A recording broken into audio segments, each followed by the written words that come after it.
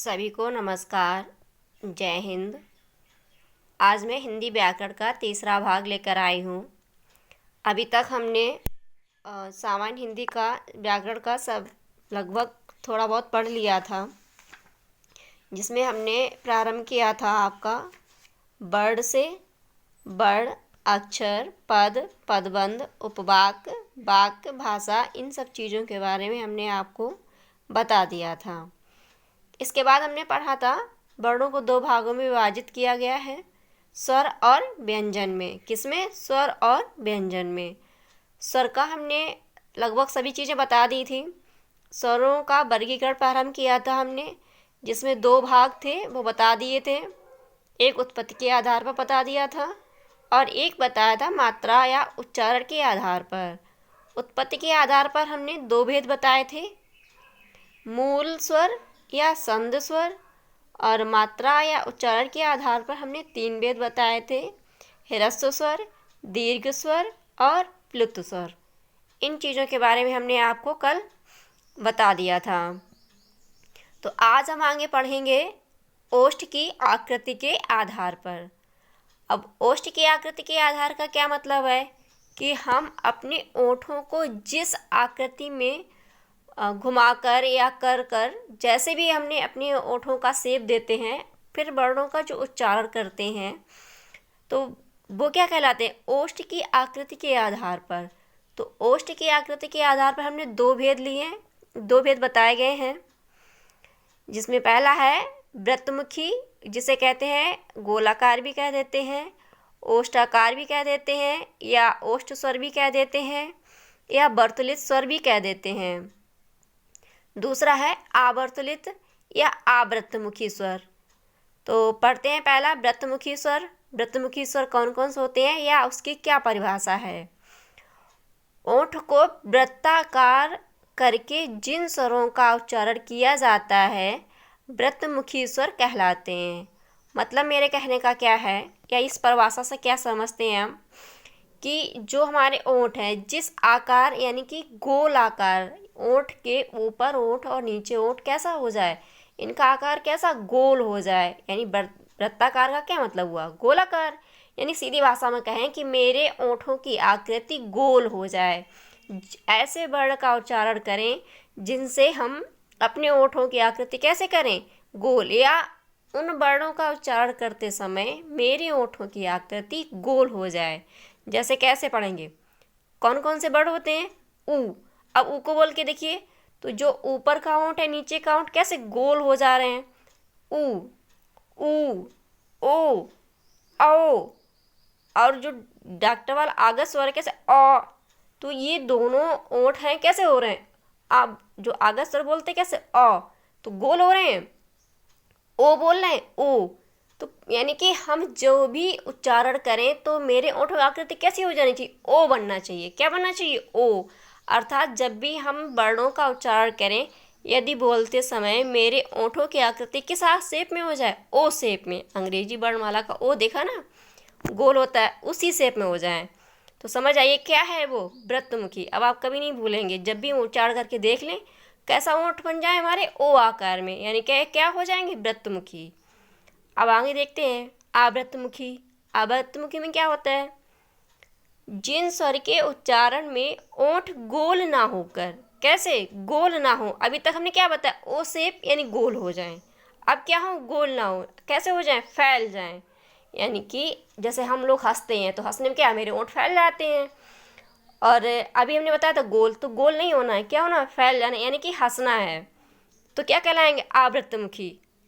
कैसे? जब पढ़ते आ, तो जब आ बोलें कैसे बोलते? आ, तो पूरा मुंह फैल जाता है, ओंठ कैसे? गोल नहीं रहते, फैल जाते हैं। ई, ई। अब हम लोग हंसते हैं तो ई करके हंसते हैं, तो ओंठ कैसे हो रहे हैं? फैल रहे हैं। जब बड़ी ई बोलेंगे तो ई, तब भी फैल रहे हैं। री कैसे हो रहे हैं? फैल रहे हैं। तो जब इन वर्णों का ए, तो यानी कि हमारे ओंठों आकृति कैसी हो रही है? जब हम हंसते हैं उस आकार में हो रहे हैं। तो यानी कि समझने का या मेरे समझाने का तरीका ये है कि वृत्तमुखी याद रखने के सबसे आसान तरीका है कि ओठों का आकार कैसा होना चाहिए? गोल। जैसे जो भी वर्ण उच्चारित करें हम, गोल हो जाए यानी ओ शेप में हो जाए तो कैसे होंगे, वृत्तमुखी। और जब मेरे हंसने के आकार में हो जाए, जैसे हम लोग हंसते हैं, तो क्या हो जाएगा, आवृत्तमुखी। इतना आप समझ गए होंगे और हमें शायद ऐसा लग रहा है कि आप अब इस चीज़ को कभी भूलेंगे भी नहीं। कुछ नोट भी देख लीजिए। जो छोटा आ है ये कैसा है, उदासीन स्वर है, परंतु अब है ये उदासीन, ना तो इसे आवृत्तमुखी या अवृत्तमुखी में रख सकते हैं। परंतु यदि आपको ऑप्शन कभी पेपर देने जाते हैं और ऑप्शन में ये सब दे रहे हैं तो आप वहाँ पे आवृत्तमुखी कर सकते हैं।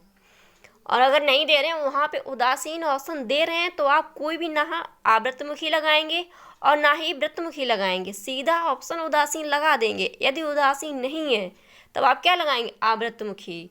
आ को शहीद बर्ड भी कहते हैं। क्या कह देते हैं, शहीद बर्ड। शहीद का मतलब क्या होता है कि जो हर जगह अपना समर्पण कर दे, यानी कि आ है हर हर किसी के साथ अपना तालमेल बिठा लेता है, यानी हर किसी को अपना सब कुछ देने के लिए तैयार रहता है। तो इसलिए क्या कहते हैं, आ को शहीद बर्ड।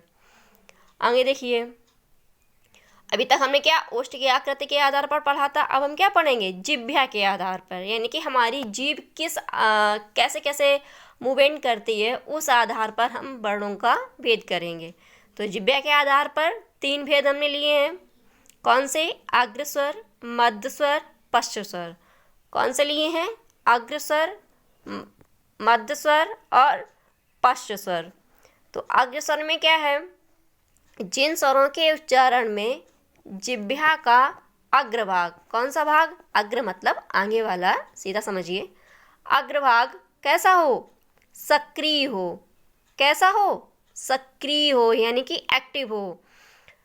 क्या कहलाएगा, अग्रस्वर कहलाता है। अब यानी सक्रिय का मतलब क्या होता है कि वही भाग करे, आगे का भाग हिस्सा ले। सीधा समझिए आप, जिह्वा का सबसे आगे वाला भाग बोलने में सहायता प्रदान करे, क्या कहलाएगा, अग्रस्वर कहलाएगा। इसमें कौन कौन से वर्ड होते हैं, ई। ई, अब आप देखिए उच्चारण करके, ई। टच तो कहीं भी नहीं हो रही है, लेकिन सहायता प्रदान कर रही है आपको, ई, ए, ऐ, री। ये आपकी सबसे पहले ऊपर उठती है और दोनों तालु ऊपर और नीचे के बीच में अपना छोटा सा भाग आगे वाला उठाती है। तो क्या हुआ, अग्रस्वर। अब क्या देखें आगे, मध्य स्वर। जिन स्वरों के उच्चारण में जिह्वा का मध्य भाग, जिह्वा का मध्य भाग कैसा हो, सक्रिय हो। कैसा हो, सक्रिय हो। तो क्या कहलाएगा, मध्य स्वर कहलाता है। तो मध्य स्वर में एक ही वर्ड आता है, आ। कैसा, आ। अब आ को याद करने के लिए क्या है, जैसे हम जब आ बोलते हैं तो क्या बोलते हैं, आ। ना तो जीभ ऊपर जा रही है न पीछे आ रही है, लेकिन जो बीच का, जहाँ पे हमारी जीभ का हिस्सा कैसा होता है, मोटा, उसे देखिए बोल के आ। बस वही थोड़ा सा ऐसा समझ में आता है कि उठ सा रहा है। तो कौन सा भाग मैंने बताया, मध्य। तो मध्य में बीच का भाग उठना चाहिए, तो बीच का क्या उठ रहा है, आ, क्योंकि वही चीज़ मोटी होती है, तो इसलिए समझ में आ रहा है, आ। अब आगे देखिए, पश्च स्वर। कौन सा, पश्च स्वर। पश्च स्वर में जिह्वा का, पश्च का मतलब पीछे होता है, तो कौन सा भाग सक्रिय हो, पीछे का भाग। आप पीछे का भाग बोल के देखिए, आ। सबसे अंतिम जहाँ से हमारी जीभ का स्टार्टिंग पॉइंट होता है, पीछे से, तो कैसे बोलते हैं, आ। फिर क्या बोलेंगे, ऊ, ऊ, ओ, औ, आ। अब किसी भी भाग में आप देख रहे हैं कहीं भी कोई भी आगे की जीभ या मध्य का भाग हिस्सा ले रहा है बोलने में, बिल्कुल भी नहीं, ना भी टच हो रहा है और अपने यथा स्थान पर ही है। आ, ऊ, ऊ। पीछे की, जो पीछे का भाग है जीभ का, उस पर प्रेशर पड़ रहा है, कैसा दबाव पड़ रहा है, यानी कि कौन सा भाग कार्य कर रहा है, पीछे का। तो जब भी आप पेपर में हो तो इस तरह आप बोल के, अब क्लास में इतनी तेज़ नहीं, लेकिन आप मन में इतनी तेज़ बोल के, मन में बोल के आप कोशिश कर सकते हैं और अपनी जो दुविधा है उनको दूर भी कर सकते हैं। बोलने का तरीका और याद रखने का तरीका हमने बता दिया है। अब आगे देखिए, मुखाकृति के आधार पर हमने बताया 4 भेद। कितने बताए, 4। कौन कौन सा, विवृत स्वर, अर्धविवृत स्वर, समृत स्वर, अर्धसंवृत स्वर। कितने, यानी कि जो मुख होता है, जब मुख कैसे खुलता है उसके आधार पर विवृत स्वर, अर्धविभ्रत स्वर, समृत स्वर, अर्धसमृत। अब आप इस चीज़ में कन्फ्यूजन मत हो जाए कि ओंठ है जो अभी आपने बताया खुलने का, ओंठ खुलता है पूरा मुंह नहीं खुलता है, यानी अक्षर तो वही है, यानी स्वर तो वही है, लेकिन अलग अलग तरीके से हम बताने का जो भाग है या भेद है, तो अलग अलग तरीके से अलग अलग विद्वानों के मत हैं, तो उन्होंने अपने अलग अलग तरीके बताए हैं। विभ्रत स्वर, अर्धविभ्रत स्वर, समृत स्वर, अर्धसमृत स्वर, 4 हो गए। अब इनका देखिए, सबसे पहले हम देखते हैं कौन सा, विभ्रत स्वर। सबसे पहले देखेंगे विभ्रत स्वर। उच्चारण करते समय मुख द्वार पूरा खुल जाए, यानी कि पूरा मुंह कैसा खुल जाए। जब हम बोलें तो बोलने में कोई भी भाग निष्क्रिय ना रहे, कैसा हो, सक्रिय रहे। किसके अनुसार, विभ्रत स्वर के अनुसार, यानी कि ओपन। विभ्रत का मतलब क्या हुआ, ओपन, पूरा मुंह कैसा हो जाए, ओपन।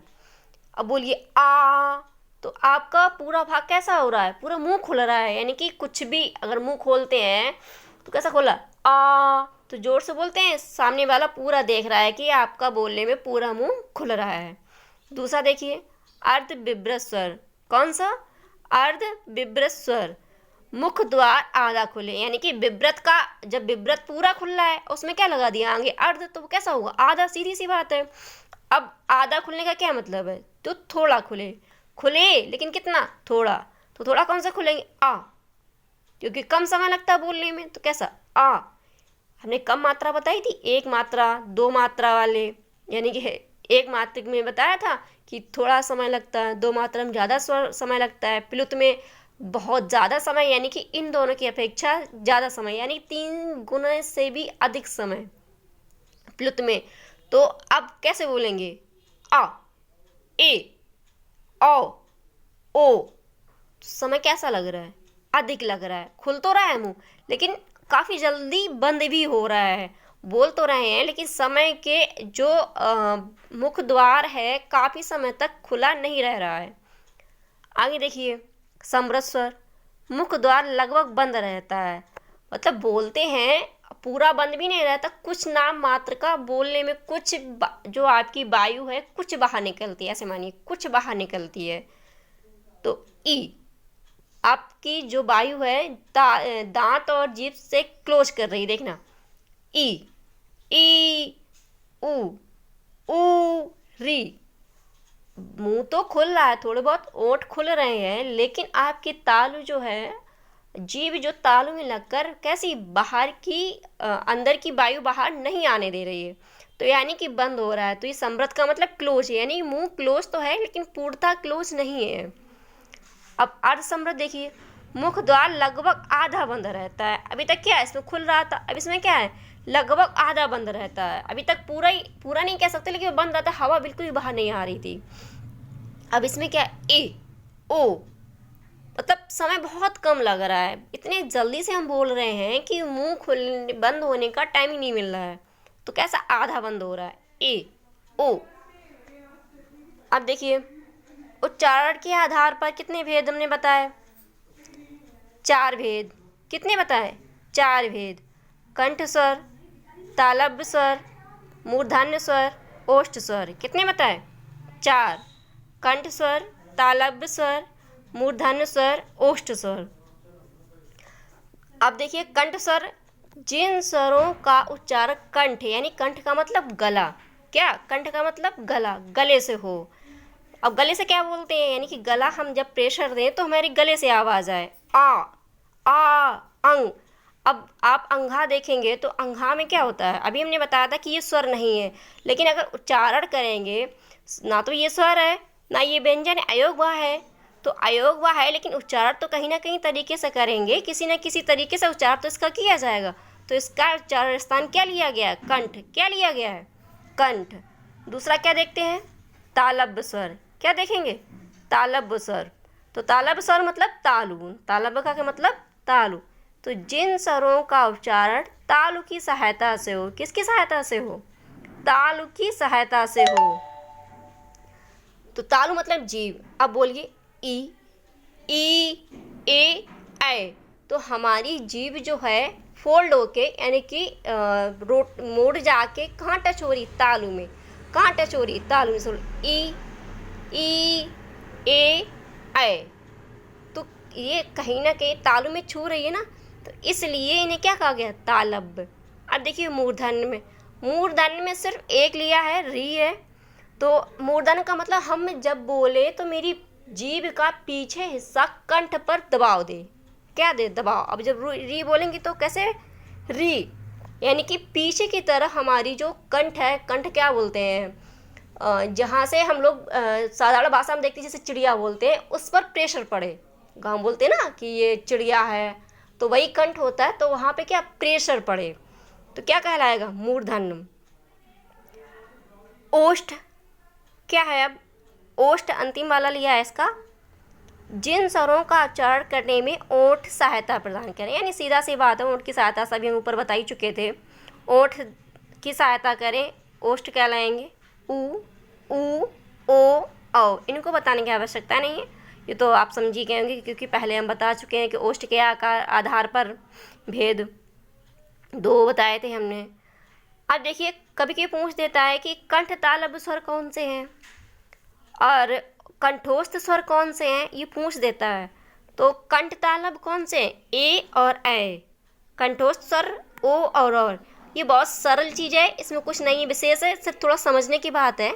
एक इससे मिलकर हमने जब प्रारंभ में उन्हें पढ़ाया था कि वर्ड जो बने होते हैं, हमने बताए थे दीर्घ वाला बताया था, संयुक्त वाले बताए थे, स्वर बताए थे। तो ए किससे मिलकर बना है, आ धन ई से, किससे मिलकर बना है, आ धन ई से। आ क्या है, कंठ, आ कैसा है, कंठ है, और ई क्या है, तालु। तो जब आ प्लस ई, आ और धन ई से मिलकर बना है ए, तो आ है कंठ, ई क्या है, तालु, तो ये क्या हुआ, कंठ तालव्य, क्या कहलाया, कंठ तालव्य। अब आगे देखिए ऐ किससे हमने बताई थी, आ धन ए, आ धन ए से बताया था, क्या बताया था, आ धन ए, आ धन ए से आ क्या है, कंठ, ए क्या है, तालु। तो इन दोनों से मिलकर तो क्या बना, कंठ तालव्य। ऐसे ही ओ और औ, ओ और हमने बताया था, ओ का क्या बताया था आपको कि जो ओ है, ओ किससे मिलकर बना होता है, आ और ऊ से, आ और ऊ से। आ किससे है, आ कैसा है, कंठ, ऊ क्या है, ओष्ठ, ऊ कैसे, ऊ ओठों से ही तो बोलते हैं, क्योंकि घूम जाता है। देखो जितने भी अक्षर घूमे हुए बने होते हैं ना, उनका भी घुमावदार ही होता है। ऊ क्या है, ओष्ठ। तो दोनों जब मिलेंगे तो क्या कहलाएंगे, कंठोष्ठ, क्या कहलाएंगे, कंठोष्ठ। तो बस इतना कोई कन्फ्यूजन इसमें नहीं रहेगा, बहुत सरल है और ना ही इसमें कोई दुविधा रहेगी। तो इतना हमने बता दिया। उच्चारण के आधार पर कितने, 4 भेद बताए, कौन कौन से, कंठ स्वर, तालव्य स्वर, मूर्धन्य स्वर, ओष्ठ स्वर। कंठ तालव्य में भी आपको कोई परेशानी नहीं होगी, क्योंकि इनमें कोई ऐसी दुविधा वाली बात नहीं है।